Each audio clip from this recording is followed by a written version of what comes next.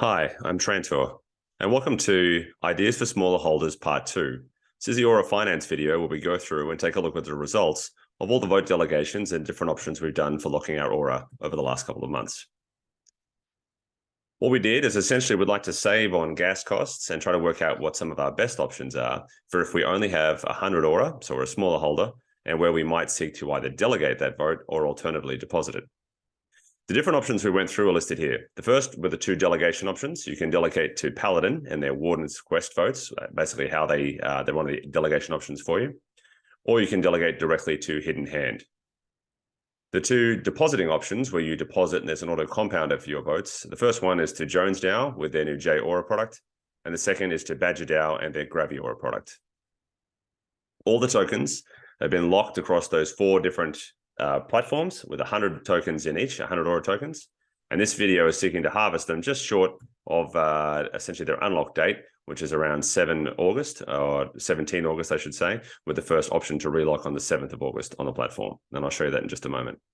So notably, we've had a lot of different options. We're just short of the final unlock date. First option is Redacted Cartel's Hidden Hand platform. Most incentives in this are provided on the platform directly. We've seen a reduction more broadly in bribe volume since we started this platform. Since we started this video series. But there is a new feature in the Redacted Cartel's Hidden Hand product, which essentially auto compounds all of your rewards into wrapped ETH. So that's an additional bonus of this new system, which is not included in this video, and notably not included in our delegation because it didn't exist when we first did it. The second is Paladin's Warden quest, and as a reminder, this is an optimized voting strategy that once again sells all the returns into USDC. Again, this is a delegation option, so you lock on the Aura app and then delegate. jAURA's jAURA, this is an auto compounder. It auto compounds all returns, no active management required. And the jAURA and the wjAURA, which is another option of how you might seek to get some more liquidity on that jAURA token. Finally, you've got badgerDAO's gravitationally bound Aura, or the graviAURA. This is very similar to the jAURA plan. It auto compounds returns, but it also seeks to buy some badger tokens with that. The Gravi token also has other vaults, or at least it used to, on the Badger platform, on the Aura platform. But I'll note this is a discontinued product. So Badger no longer intend to maintain the graviAURA product. I don't think that's a good idea personally. I think they've made a mistake, but that's Badger's going at the moment into a new direction. All right, to have a look at how this actually plays options, we're going to start by going across. Here we are at Aura Finance. And if you click across, I've left an example up here to have a look at. So this is the first one, which talks to the Paladin delegation. So if you can see here, it says paladin.voter.eth. And then now if you go across, sorry, it's having a sound problem. No. If you go across now, you can see the paladin.voter.eth. You've got our amount here. So we'll now click on Aura. We can go across, see at the Aura Finance tab here. Our locks, so I've used the example of the Paladin voter delegation option here. You can see the amount invested was 100, relock date 10th, unlock date 17th. Okay, so how did everything deploy? How did it all go? Well, the first option we went through was Hidden Hand. We click on that, we had 100 delegated off multiple epochs, and we can see in the Legacy Rewards tab at Ethereum, we had 20 bucks, so we made $11 US, as well as $4.76 in Ripple, in RPL, which is Rocket Pool. There was also 6 cents in Optimism. And if we go to current rewards, we've got $4.67 again in Rocket Pool rewards. But what's going to happen here, though, is we need to click on here, which is our first box option, essentially, in the current rewards. So to claim that $4.76 would require $2.55 to do. We've then got the additional option going to the Legacy Rewards, USDC here, $11 to claim and $4 to claim in RPL. We can click claim on that. And again, in this instance, it should be around about the same at $2.55, $5.09 to claim both sets. So again, we're losing $4.60. We're losing about half of what we actually intended to gain in the actual ability to withdraw those two. Next is across the Warden quest, and we can see here, once again, we had $100 delegated. If we go across to claim, down here, we can see our USDC. Our amount is 23.45 USDC, and we can click on that to claim. Note, we still have exactly 100 vote locked Aura, and we're just delegating there, and we can collect our USDC claim for about $2.50. So a pretty good deal. We're only losing, what is that? Just under 10% of the actual amount when we go to claim on the Paladin vote.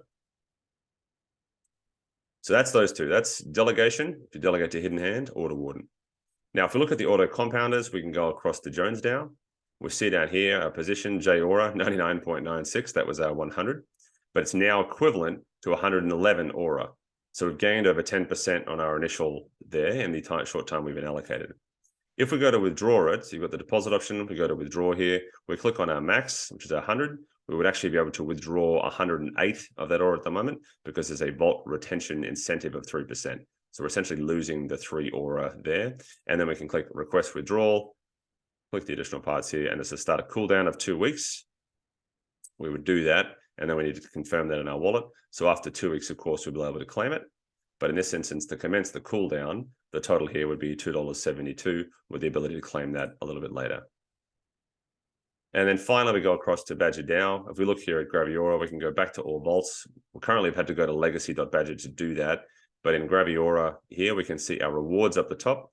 These auto compound. So there are 6 graviAURA tokens with a value of $9 and 2 Badger tokens for a total of 13. We would need to claim rewards if we so desire,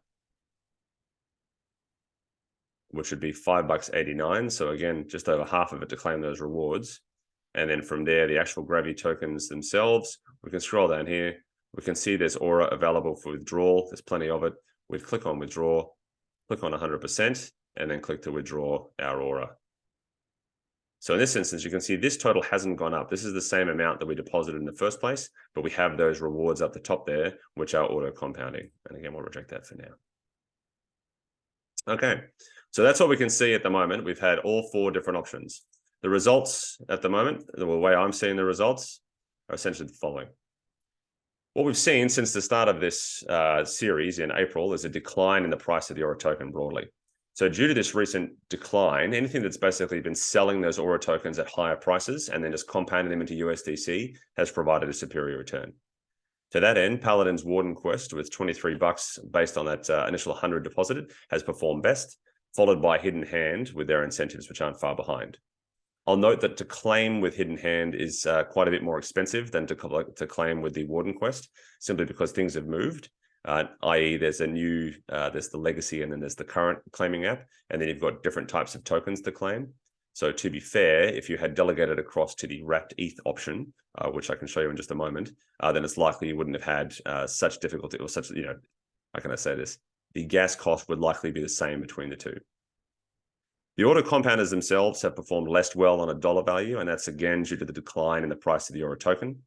If your goal as an aura maxi, essentially not an aura maxi, someone who wants to maximize their aura position, is to compound as much aura as possible, then an auto compounder is probably going to be best for you because it continues to build the position. In the event that's the case, the Jones Vault has created a 10% increase in total tokens, with a slightly decreased number being the total for what's happened with Badger. So you'll note there was only additional 9 graviAURA tokens, whereas there were slightly more, I think it's up to 11 for Jones. So Jones appeared to be better and it was at reduced gas costs. Otherwise, they're a very similar product, but noting that the graviAURA system is declining, i.e. it's being closed out as a system, I think completed by around October, November. It's likely people would not seek to put too much more into graviAURA unless it restarts.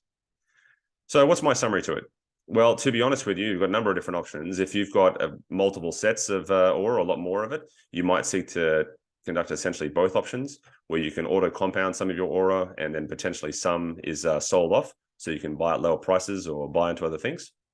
Or alternatively, if you want to focus purely on farming and getting the best possible returns, then you might look to probably the Paladin quest is probably slightly better, followed by Hidden Hand, although both are very good. And then if you're seeking purely to auto compound your aura and not do anything, essentially just set and forget, then the Jones Vault would be the best way to go.